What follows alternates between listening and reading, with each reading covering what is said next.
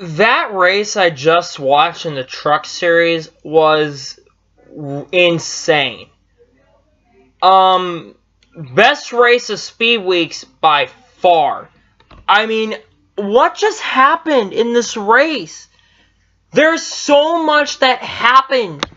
There's been more stuff that happened in this race than the ARCA race, the Cup Clash race, sorry about that, and the duels combined. There was more action in this race than those races combined. I mean, there's so much to discuss. It already kicks off at lap 3 when we have tires going down because that was an issue in tonight's race. So we had 2 or 3 cut tires because debris was on the track.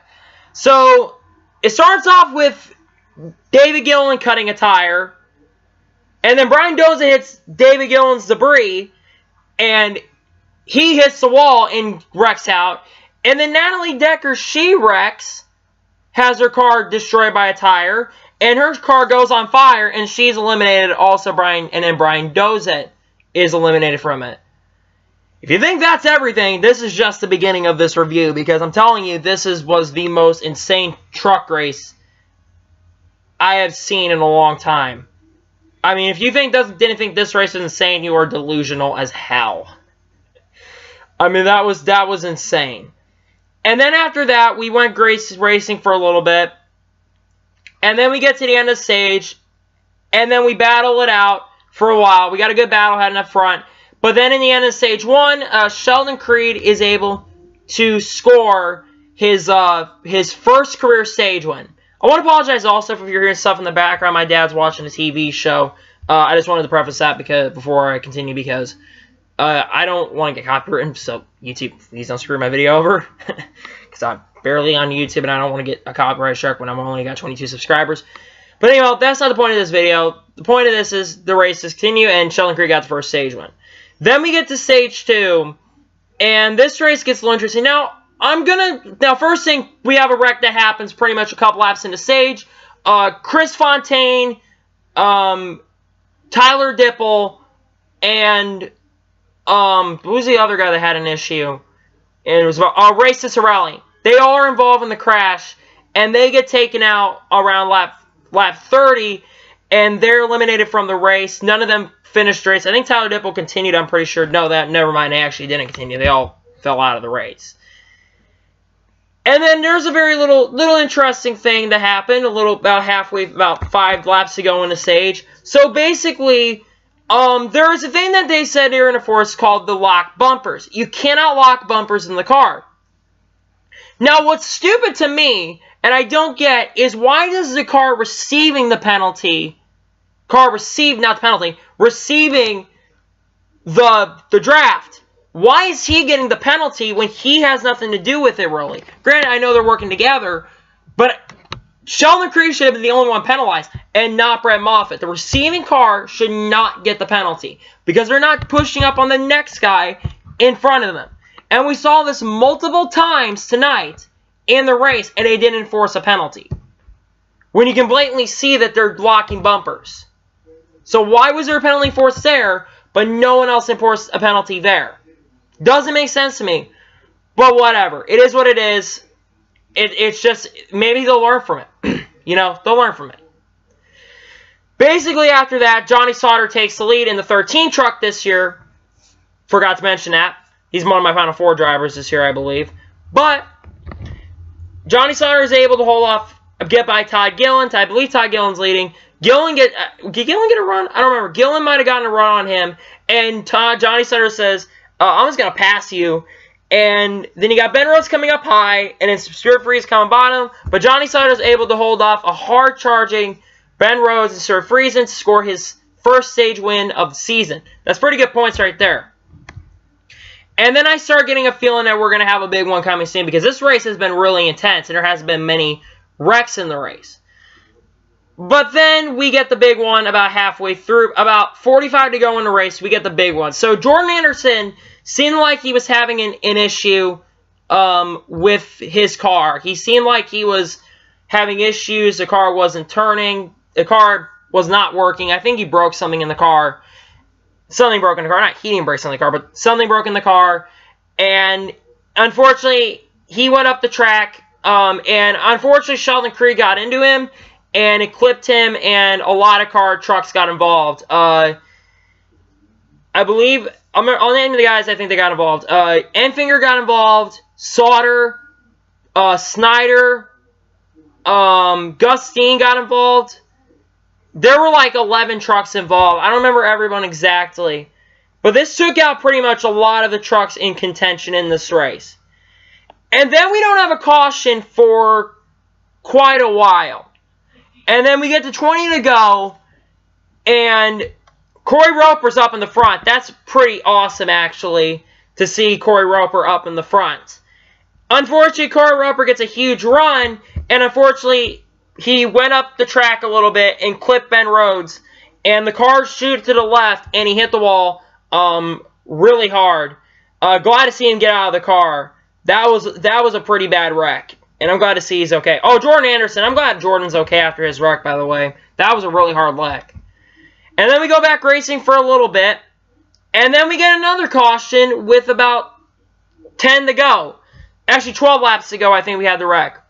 Stuart Friesen goes up the track a little bit. I'm not sure if this is what caused the wreck. I don't think it did.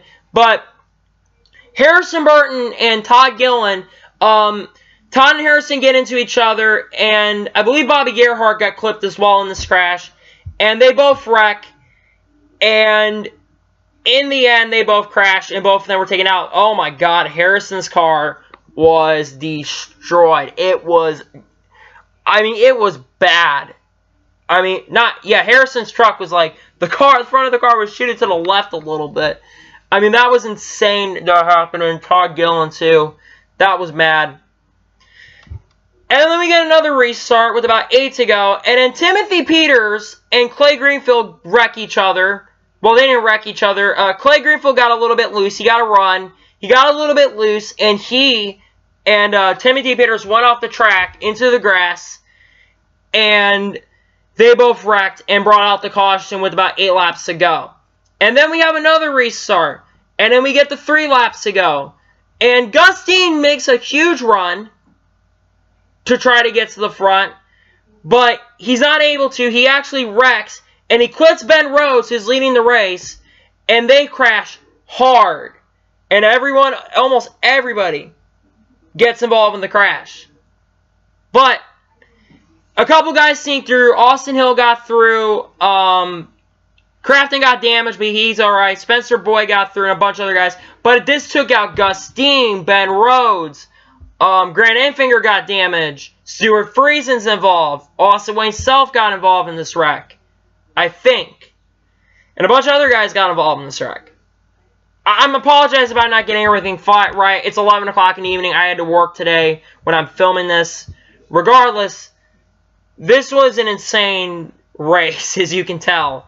And then we have another restart. We have the first overtime line restart. And concerns are starting to roll around about the 816 a Hill and the 88 of Crafton.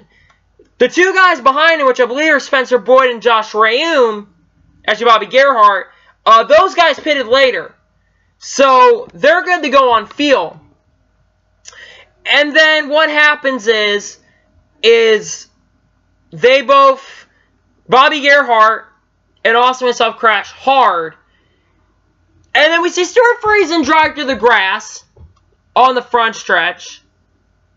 And that caused some interesting things to happen. Oh, Clayton Greenfield also, before this, his hood was gone. That was insane to me. I don't know where the hell that went. But whatever. And then we get the other old-time lead center, and then Fields come into concern. Yeah, Rayum and, at this point, Rayum and Spencer Boyd, I'm looking at them to be the guys at Capercy. Well, they get the restart, and Ross Chastain's up here. Angelo LaRue's up in the front. And a bunch of other guys that usually aren't up in the front were up in the front. I mean, that was a mad race. That was mad. And there were only 9 cars left in the race. Yeah. That's how many guys finished this race tonight.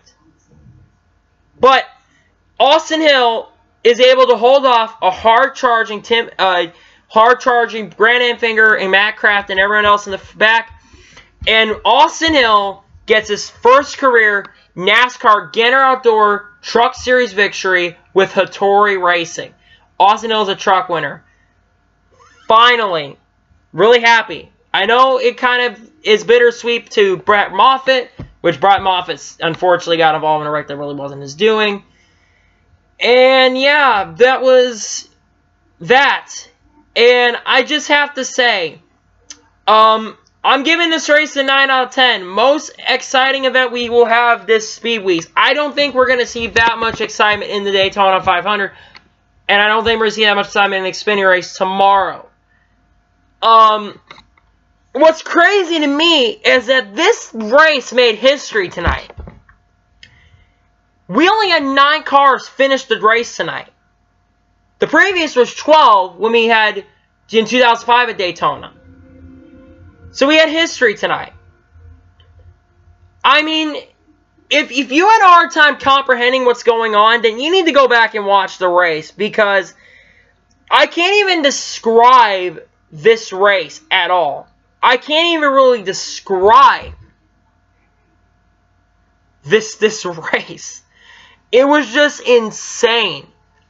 I mean, I've said that a couple times already, but if you watched that, you would agree with me. That was crazy. That was great, but crazy at the same time. And chaotic, too. I'm just got a lot of things to think about for this race. It's like, well, that was the best thing we've seen all weekend. But anyhow, thank you guys for watching my review. Please like and subscribe to the channel. Turn notifications on so you can get notified when a video goes live on my channel. And as well as share this out to your friends and fellow colleagues who are watching this video to get some notoriety in this video so we can grow this channel. Please share this out. I would have really appreciate it. And your guys' support is really what drives me to continue doing this. And I can't thank you guys enough recently for the little bit support. We've been getting some decent views on the channel. Like, I know it's like 10 views and all. But for a channel with 22 subscribers, I'm pretty satisfied with that. But anyway, thank you guys for watching this video.